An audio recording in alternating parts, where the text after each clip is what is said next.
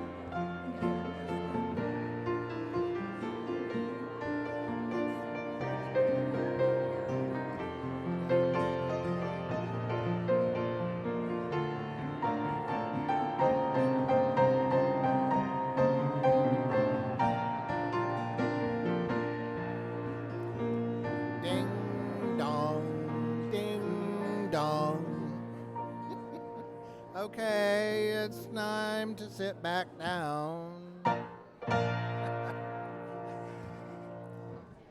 Thank you all. It's nice to see everyone.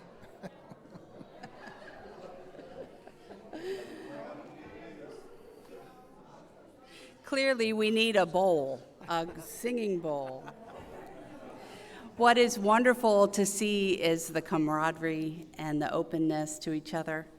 My name is Christina Branum-Martin. I'm the minister here. It is so good to be with you this morning. And I have some beautiful opening words by Reverend Monica Jacobson Tennyson. What is it that calls you here? That calls you onward, that calls you inward, that leads you homeward? What is it that gives you power to make that change, to ask that question, and to take that journey? What is it that says you have done well, that asks you to learn more, that brings you to stillness, and that holds you up in hard times? It is relationship, the beating heart of our faith. And it begins when we share this hour, our truths, this air, our hearts. Come, let us worship together. Let's sing together. If you are able to stand with body or voice, please join us.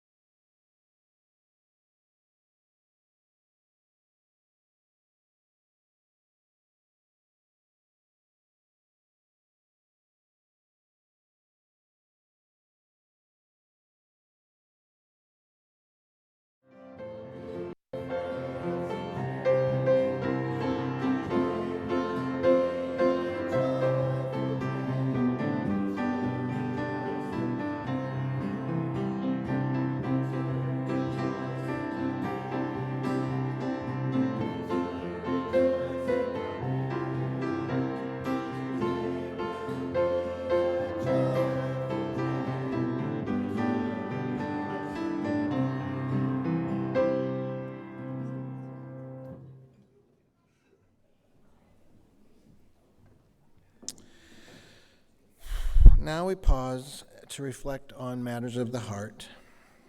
And as Reverend Christina places the stones in the water, this morning's ritual, we have water and stones. The stones are smooth and the stones have weight. They are indicative of both life's pleasures and times of ease, as well as life's burdens and times of heaviness. The water receives these stones with ease and calmness. Each week, you're invited to write a joy, sorrow, and concern in this book, or email it to pastoralcare@emersonuu.org to be read. If you're online, we invite you to recreate this ritual at home with your own stone. You place a stone in the bowl of water to honor what's in your heart. We begin by placing 3 stones. The first in honor of the Cherokee and Muskogee nations of indigenous peoples who lived here before us. The second for those wrongly enslaved here who labored on this land. And the third for all those hurting in current conflicts across our globe. Within our own community, we share from Ronnie and Shagat Robb in Houston. We were delighted and pleasantly surprised to receive a love letter and a card signed by all our lovely friends from Emerson. We miss and love you too. We also place a stone in honor of Nex Benedict, a non-binary high school student who passed away following a bullying attack in the restroom at her high school in Oklahoma. Their high school, you're right. I said that. That was my bad. I'm sorry. Their high school. We have a concern from Theodore Thomas. A friend of mine is struggling with rent, but is getting help. From March Price, thanks to all of you for the lovely Valentine.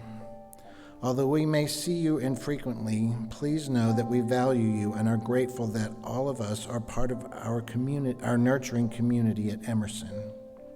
Love to all of you from March and Jim.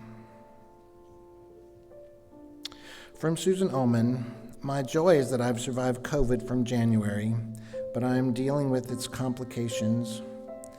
I welcome well wishes, but no probing questions, please. And from Jennifer Presbier, my beautiful cousin took her own life at the age of 42. Please keep her and those who are struggling with mental illness in your thoughts.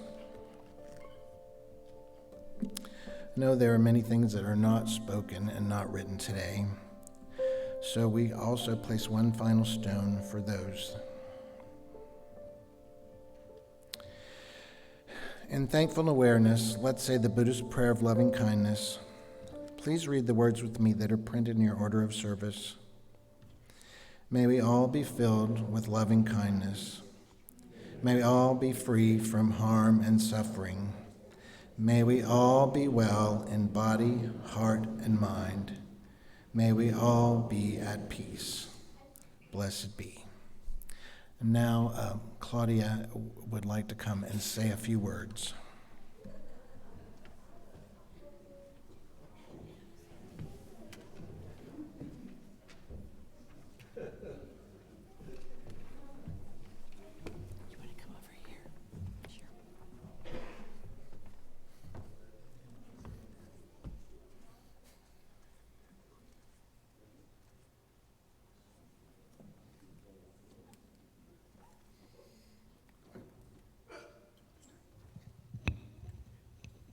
Good morning. My name is Claudia Hebert, and obviously this is not Claude Fabian. This is Dave Schimmel. We are members of this year's Stewardship Committee, and today is our kickoff of the annual Emerson Stewardship Campaign. What in the world is on your head? It's a spaceship, of course. I guess I'd really like to know why it's on your head. Well, as you know, our stewardship campaign is coming up next Sunday. And our theme this year is all in for our future. Oh, I get it. The spaceship represents us rocketing into the future. Yes, and with our new minister, Reverend Christina Branum-Martin, there is a lot of planning going into our rocketing up, up, up. In order to do all this rocketing, we'll need all of us to be all in order to continue to do the amazing things that are happening at Emerson. Yes, but we also want to grow and be able to provide even more programs and make improvements to our facilities. And provide fair wages for our wonderful staff. For those of you who may be new to our congregation, or even here for the first time, our annual Stewardship Drive is the time of year when we pledge our financial support to our congregation so that we can plan our budget for the expenses of the coming year, knowing that there is a solid financial foundation. We know that many want to run for the hills when the topic of money comes up, but actually, stewardship is really more about understanding the connections between us, our shared experience, and our aspirations as a congregation. And it's entirely about us being all in for our future. About 85% of our budget comes from the pledges, and no financial support comes from the UUA. Really? Yep. This year's campaign will be similar to last year's. It will be in the form of small group meetings in the style of listening circles. We will share our thoughts and pledge the future of Emerson that we imagine together. We will also share a meal together following our pledging. You know there is almost always food involved with activities at Emerson. Amen, indeed. If you check your email, you will see one from Emerson with a link to specific information about our budget, goals, and pledging. We ask you to read the information we have prepared ahead of time and to consider how much you might give, and how much you might give if you stretched, and how much you might give if you really, really, really stretched until it really, really, really felt good, and you had faith that, I really mean that, and you had faith that everyone in the congregation would also do their part. And we are asking you not to decide yet. Please hold off on this important decision until we have had a chance to listen to each other's stories, dreams, and all that we can imagine together. For those of you who are joining today via Zoom, please look for the link in the chat section. You can review the materials and also register to participate next Sunday. And for all of you in the sanctuary, you can look in your order of service, and there's a QR code, and right now you can take out your cell phone and register for the event.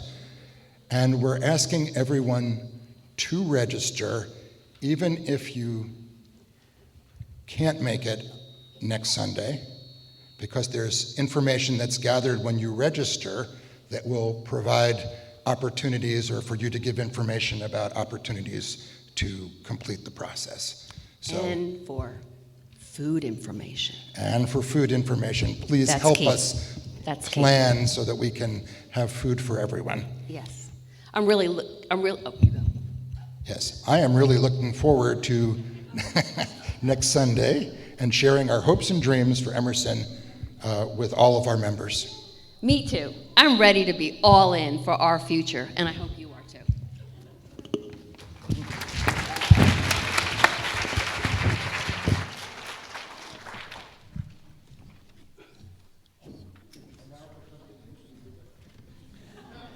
Now I would like to invite the young and the young at heart up to the front for a story for all ages. Do we want to do share the basket first? Oh, wait, is that on the list yet? Oh, it is. Okay, forget that. Pause. All right, one way we put our prayer of loving kindness into action is by partnering with other organizations who work to bring love, kindness, and justice to the world. Sorry, boys, we're going to wait just a minute more. Sorry. On behalf of the Emerson Social Justice Team, I'd like to let you know that this month we will be supporting Access Reproductive Care Southeast. ARC Southeast provides funding and logistical support to ensure Southerners receive safe and compassionate reproductive care, including abortion services. Through education and leadership development, they build power, especially in communities of color, to abolish stigma and restore dignity and justice. For those in the sanctuary, as the basket is passed, please feel free to offer a donation or see your order of service for other ways to give. For those online, go to emersonuu.org and select the Giving tab to donate. All donations, unless otherwise specified, are equally shared between Emerson and our partner organization.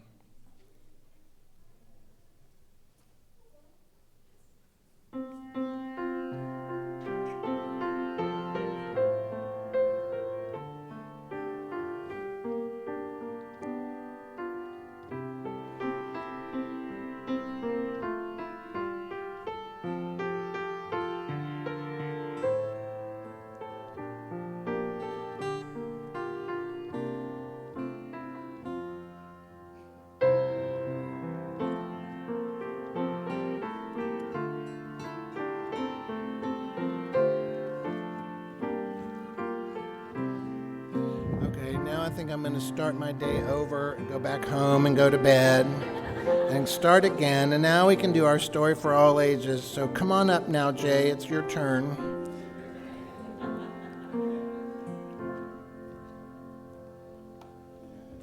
Good morning, all.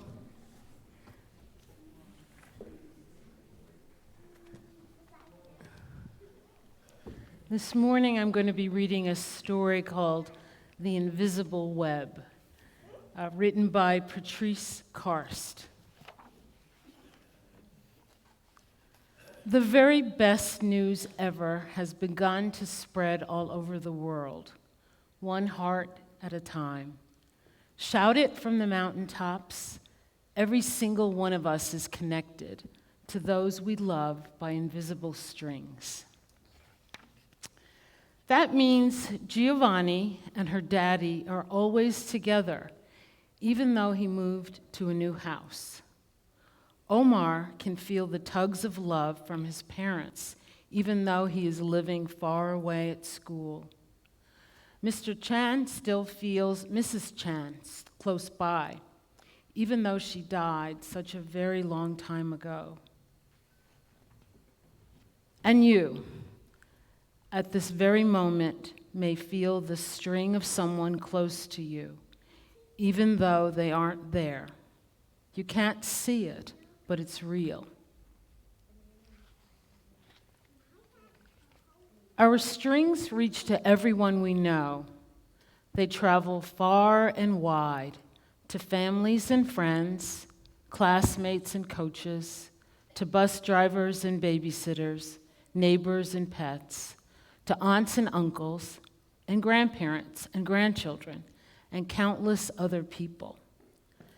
And all of those people have hundreds of strings.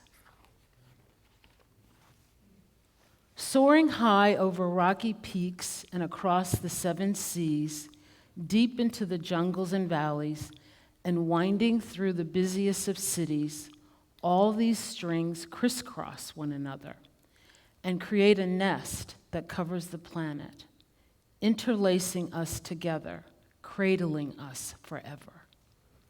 The invisible web. The web has no borders and wraps every continent. Within its live butterflies and flowers, starfish and seahorses, lions and ants, rivers and snowstorms, and all human beings. Giovanni, Omar, Mr. Chan, and of course, you and me too. Some say it even reaches to our ancestors and those we cherish in the beyond. One tug on a string sends love to every one of us, woven together in this divine tapestry. And that means just one good deed travels across the entire web. Everything is linked. But Sometimes folks forget.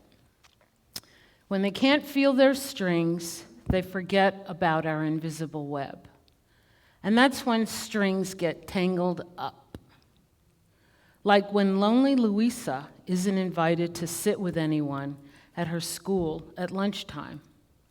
Or when sad Stefano wishes his friend Marcos wasn't so bossy when they played.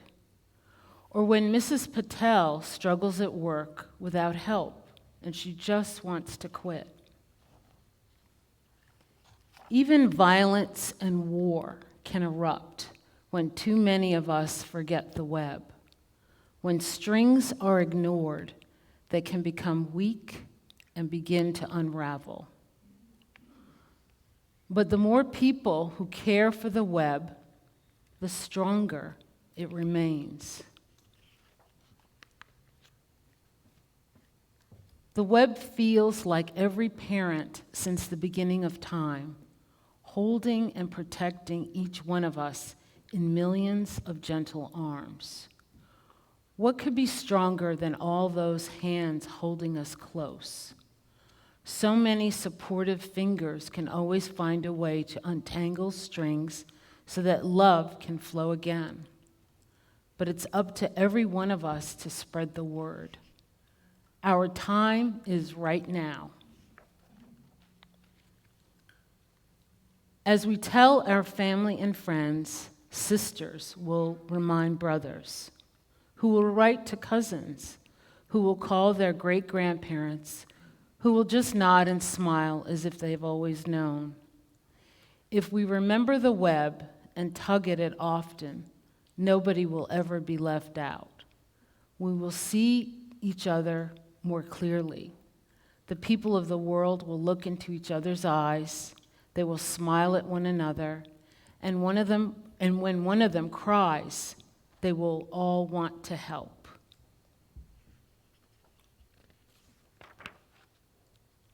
And they do. Marcos apologizes to Stefano, who forgives his friend, and they have even more fun playing. Someone helps Mrs. Patel at work and tells her what a great job she's doing. She remembers that she's important and feels happy. And Louisa feels warm and bubbly inside when a few of the kids in class ask her to join them under the banyan tree for lunch. She knows right then that the invisible web is real. After school, Louisa cries with joy as she strokes her cat, who purrs the news to the stars.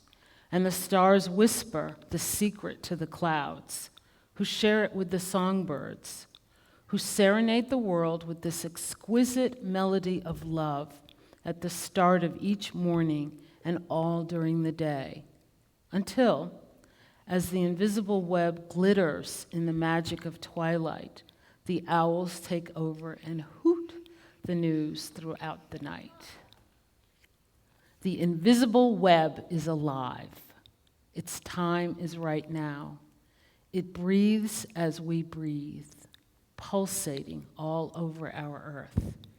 The single heartbeat of life and love. And do you know what that makes us all? One very big family.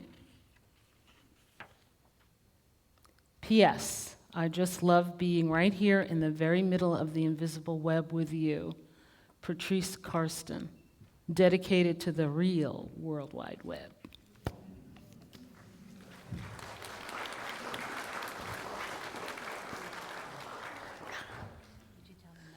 Sure. Reverend Christina brought some bracelets for you all as a symbol of the story that we listened to this morning. So if you want to come on up, grab a bracelet. Do you need some help?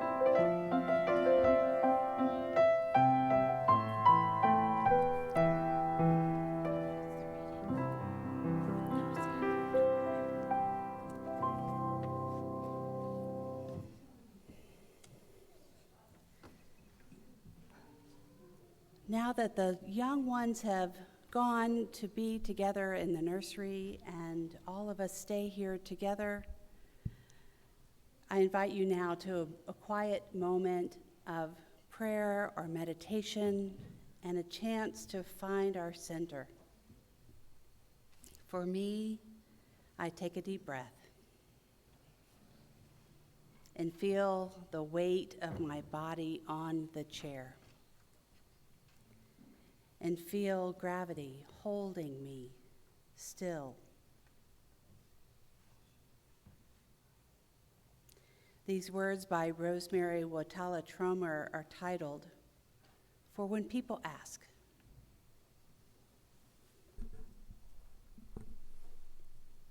I want a word that means okay and not okay. More than that, a word that means devastated and stunned with joy. When people ask, I want a word that says, I feel it all at once. The heart is not like a songbird, singing only one note at a time. The heart is more like a Tuvan throat singer, able to sing both a drone and simultaneously 2 or 3 harmonies above it. A sound, the Tuvan say, that gives the impression of wind swirling around the rocks. When people ask, the heart understands swirl, how the churning of opposite feeling weaves through like an insistent breeze that leads us wordlessly deeper into ourselves. Our heart blesses us with paradox so that we might walk more openly into this world so rife with devastation, this world so ripe with joy.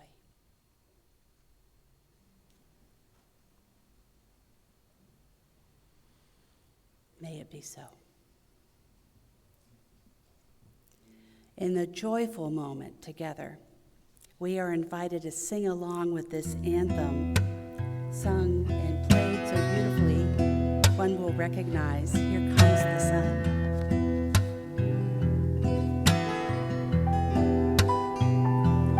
When I was a boy, each week, on Sunday we would go to church, pay attention to the priest, and he would read the holy word. Here comes the Consecrate the holy bread.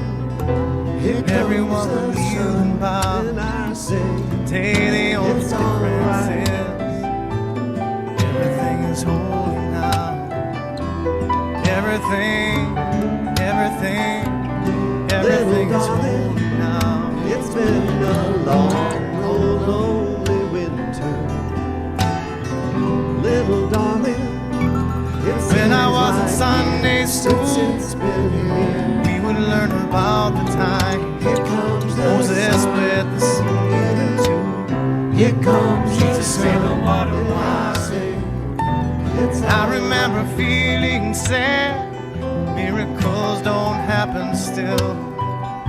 Now I can't keep track. little darling, Everything's a your miracle. smiles are turning to Everything's a miracle.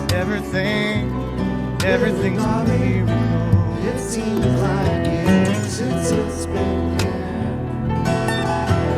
Wine from water is not so Here small. comes the sun, and I Better say, magic it's trick. alright. Said anything is here at all. So challenging things become. Here it Not to comes. look for miracles, to finding where there isn't. Sun,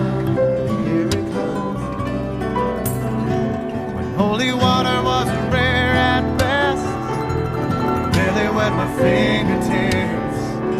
Now I have to hold my breath. I feel the ice Swimming in a sea of it.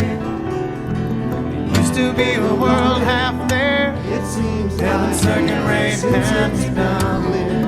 But I walk with the river there. The sun, Everything is holy here now. comes the storm.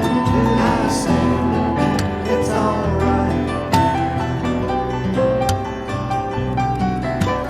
It's alright.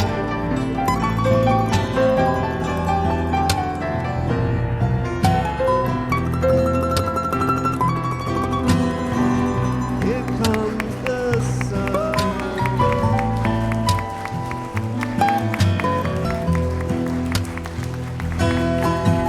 Read a questioning child.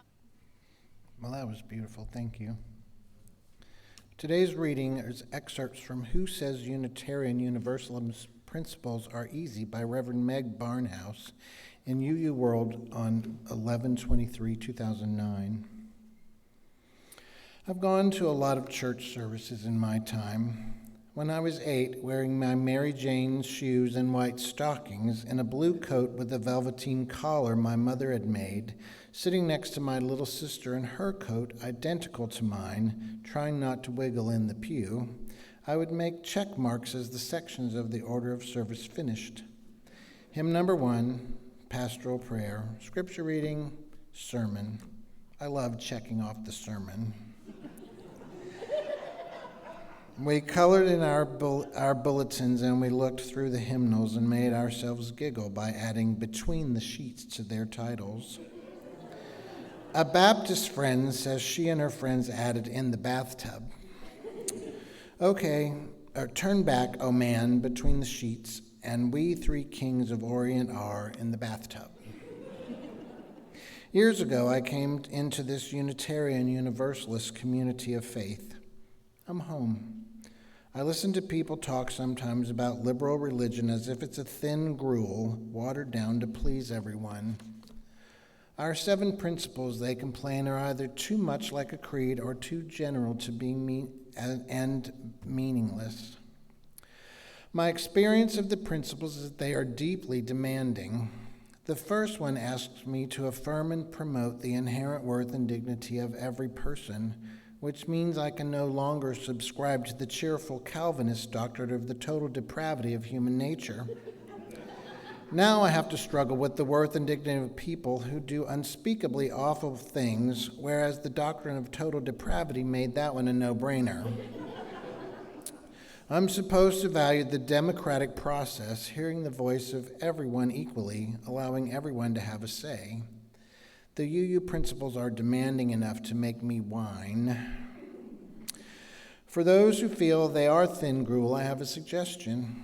Let's stick something onto the end of every principle that will stop people from smiling and nodding comfortably as they are read.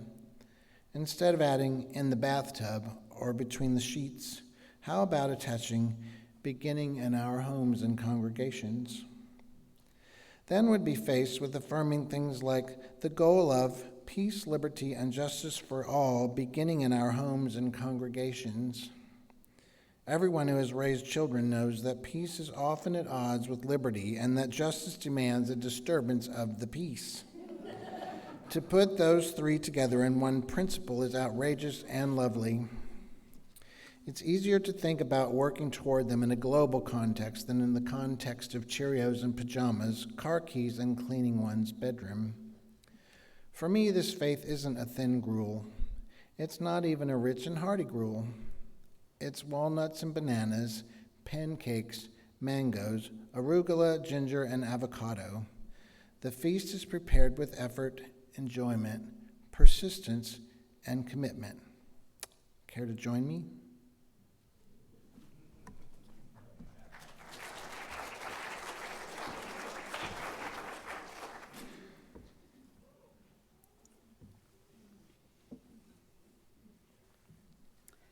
So some of you have asked me about this tattoo.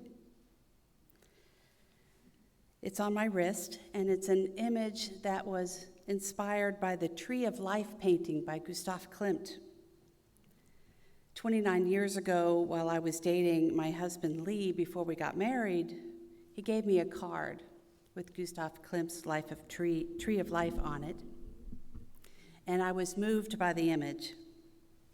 And soon after, we started a long-distance relationship, and it was not easy. Trees and their strength became a talisman of persistence through that long-distance relationship. So one day, when we became engaged, I drew an image of a tree of our own form for our wedding invitation, and it became a symbol of our bond. Our wedding was a UU wedding indeed. We not only wrote our own vows, we also created the whole service with a set of rituals not following the usual patterns of a wedding, causing much distress to my minister then. Bob Shibley was not used to giving over the reins of creativity, but he obliged. I was told in the receiving line from one of my friends that that was the first existentialist wedding he had ever been to. The rituals that we created that day for our service established commitments that were to form the bond of our relationship. And they formed a covenant, much like a covenant that we share together. Our promises to each other in that day for our wedding were for our life together in the future, and it guided us. And when we needed them many years later, we came back to them. We realized years ago that we had lost our connections in the deeper way that we had wanted. So we revisited our covenant. We went back to the rituals. And we realized that that set of words, those words that formed our covenant, they didn't give us an exact recipe for our lives, or a prescription, or specific answers of how to deal with raising children together, or who's going to do the dishes after the other one cooks, and also for how to deal with hardships and arguments and even heartbreak. Those words of our covenant were not exact, yet they were our guide for finding our way back to each other at a time when we really needed it, because they were our shared values, and we needed this reminder. So we decided, after that recovenanting time, to remarry each other. And the symbol of the tree was again foremost in our mind. So in honor of the new phase of marriage, we both got the tree tattoo on our wrist.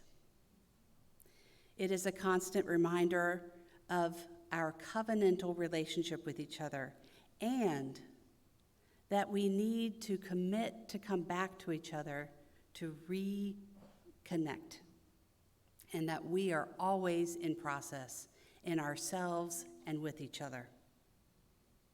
And for this, I am very, very grateful. If this sermon title were to fit on the outside kiosk or the sign for the road, it might say, "Tell me about your tattoo." I bet we have many conversations we could have about mine or yours. And I have another tattoo. It's a chalice, and it's right over my heart. This chalice tattoo is a reminder of the covenant that I have with you and our shared values that we bring to our relationships with each other. These values of our Unitarian Universalist faith guide me and help me on a daily basis. They help shape the way I move in the world and interact with others. And you know what they help me the most with? Strangers. The ones that sometimes I kind of just don't like. I am committed to living out these values in my work, in my relationships, and in my life, and even with the ones I don't like. What I can commit to, even if I don't like somebody, is that I will work to love them. This commitment to love is not a commitment to feel love. It's a commitment to move beyond the feeling to the action of being in connection with another. This guidance and these shared UU values help me with the actions and in the way I live my life. Did you know that for the past 2 years, delegates from Unitarian Universalist congregations have been exploring the words to describe again our shared UU values? The words that we're searching for are a way to describe our covenant with each other that move us to find meaningful and loving ways to be in relationship with each other, and especially those people that we don't like. Most of us would point to our 7 principles, which you'll find in the hymnal on the inside. You also find 7 beautiful little stars on my stole for those principles. The current iteration of Unitarian Universalism is based right now on those 7 principles. And our sources of faith and our purposes as an association are not standalone statements. Now, this is a really boring part of the sermon, I just want to let you know. So I'm going to try to spice it up a little bit. Article 2 of the bylaws of our Unitarian Universalist Association lists our purposes and principles and sources. But they begin with this important sentence. We, the member congregation of the Unitarian Universalist Association, covenant to affirm and promote. Covenant is the binding source. Like the tattoo on my wrist that reminds me of my covenant with my spouse. These words remind us of our covenant to each other and our ways of being in the world. The first time that we had the words of our principles written was in 1961. And this is when the Unitarian denomination and the Universalist denomination joined. And they joined together to become an association. And that process was not quick, and it was not easy.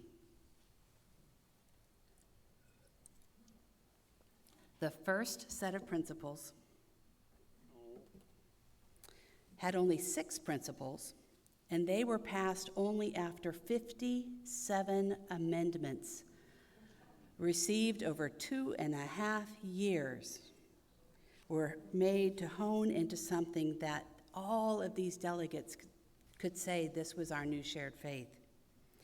Now, I'm going to show you on a slide, number 1, if you would put that one up, the beginning. And I want you to notice these words. They seem a little outdated theologically and with regard to the use of man and where's the environment. And if you could move to slide 2.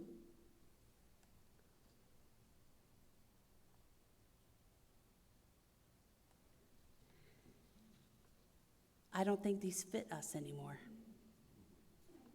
So 24 years after this time, in 1985, the principles were revisited again. And this time it was for expanding the male-only language and also for incorporating other sources such as pagan and earth-centered traditions and other religions beyond the Judeo-Christian silo. It reminded us in that shift that we are connected, just like our story this morning, to the interconnected web of existence. And we were moved in 1985 to move towards a direction of accountability of our relationships. Would you put up slide 3? These probably look a little bit more familiar. These are the ones that we rest in now. But that was 39 years ago. And Unitarian Universalism is a living faith. It is ever-changing, ever-evolving as we are. Our gray hymnal is even titled Singing the Living Tradition. And this means that we don't only draw our faith from the things that happened long ago, from wisdom and revelation spoken or written by people long dead. We draw from our sources now and from the truth being discovered today in the world, in our relationships, and in ourselves. The great James Luther Adams, a very big figure in the Unitarian history of our faith, put it this way: a living tradition is not bequeathed through some law of inheritance. It must be earned, not without dust and heat, and not without humbling grace. Now, saying that is one thing, but putting it into practice is another. And no matter how revolutionary their origins, institutions by nature settle into themselves. And this is why the Unitarian Universalist Association suggests that every 15 years we revisit our principles. Now, I think if we who believe in democracy and consensus have to do this every 15 years, we would be in debate from the beginning to the end, always. So our principles really aren't carved in stone, but sometimes it feels like it, doesn't it? Right now, for the last 2 years, our delegates from our congregations have been debating again, trying to find consensus on the words that give us our direction. Not a full prescription or an exact description of who we are and how we should be, but our guiding words to help us move us forward in relationship with each other. And this process is shaking it up a little bit. And it's ruffling some feathers, and some people don't like it. Like the story about my husband and I revisiting our covenant, this is the process we are in. We are circling back to ask ourselves, who are we now? Where do we want to go next? And what guiding values can help us move us towards that? Would you put up the next slide?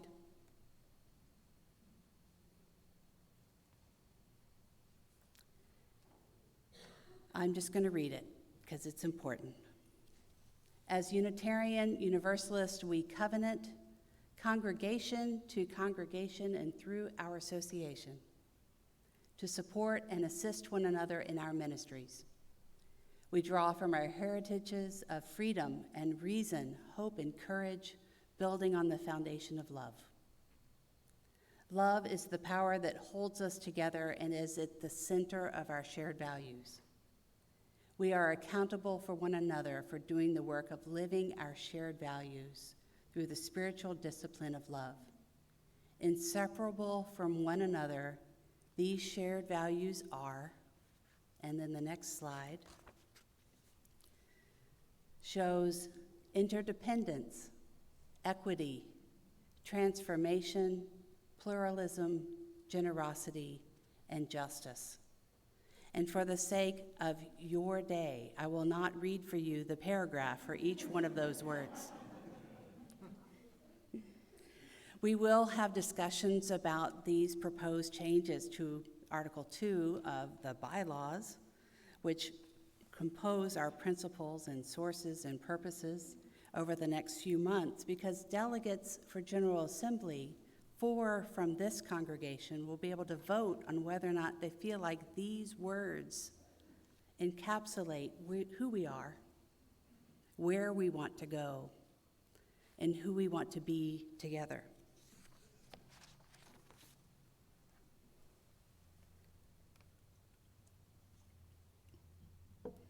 And with the model of consensus, I do want to share that over the past 2 years, since 2020, or 2021, so I guess it's been 3 years now, there were a total of 9,611 participants of a survey, with 67 feedback sessions that reached 11,765 viewers, that generated a total of 16,925 responses.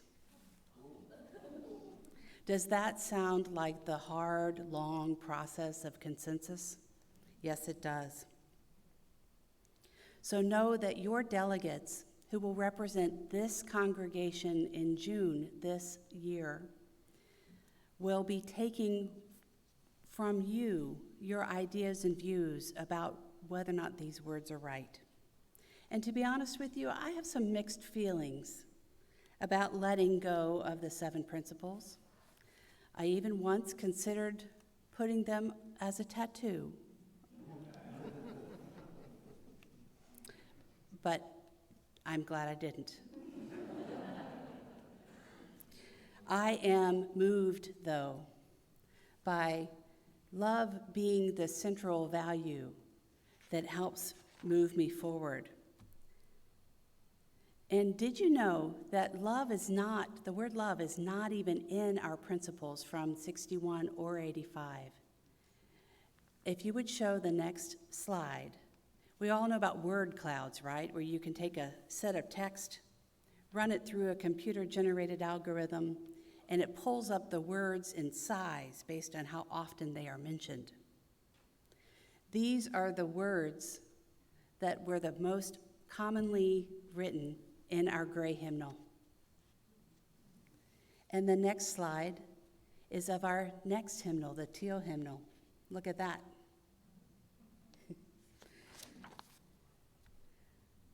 The wording of Article 2 is that love is the power that holds us together and is the center of our shared values, and that we are accountable to one another for doing the work of living our shared values through the spiritual discipline of love. And you know, I really appreciated what you told me, Douglas. We were preparing for this service, and Douglas, as the worship associate, shared some of what Emerson's conversations were about Article 2 before my time here. And one of the things you shared with me is that some here thought that this wording was about telling us how to feel and not about how we should act. And that felt like a loss from the current wording of our principles. But you know, I don't really think that's the case for me. For me, our shared values guide us towards action. And this may be in spite of my feelings. One way of thinking about this is that regardless of my feelings, I aspire to the goal of living out the shared value of love. So today, I'm going to remind you and myself to not be afraid of some change, and that we can change this faith together with love at the center, so that this faith can change us in the process. May love move us towards action to each other. May it always bring us back to who we are, to who we want to be, and where we are going together. May it be so, and amen. Let us close with a really great hymn that's one of my favorites. Though I may speak with bravest fire, let's rise and body our voice and sing.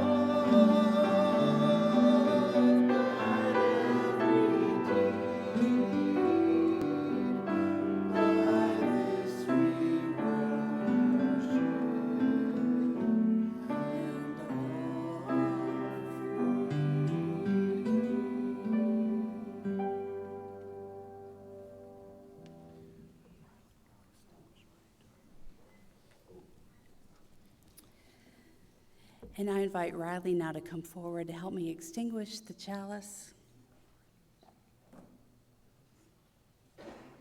We extinguish this chalice, but not the light of truth, the warmth of community, or the fire of commitment.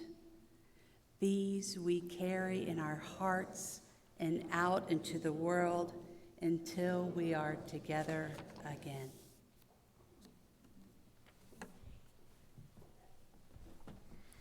I don't think we have any new announcements, but please see the order of service for this afternoon. Activities, I guess this morning still feels like afternoon to me already. As our service ends, please go now in peace and take peace wherever you go.